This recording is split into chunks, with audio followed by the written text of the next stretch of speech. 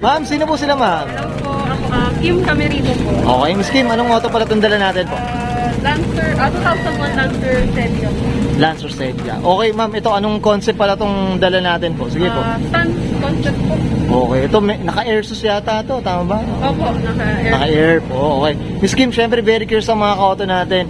Paano ba kayo nahilig sa pagkokotse po, Miss Kim? Sige po. Nag-start po yun talaga sa father ko kasi yung father ko po is mahilig din po talaga sa sasakyan. Okay. Then kahit po yung mga tita ko, more on naka-Honda Civic po sila eh.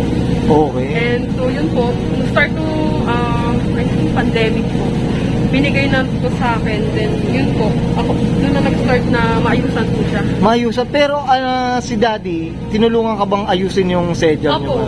Ah, Talaga oo. yung Promotor, madam. tumulong po na Tumulong. mapaayos po. Okay. Yan, syempre, shoutout tayo kay Daddy. Up tayo dyan for moto culture.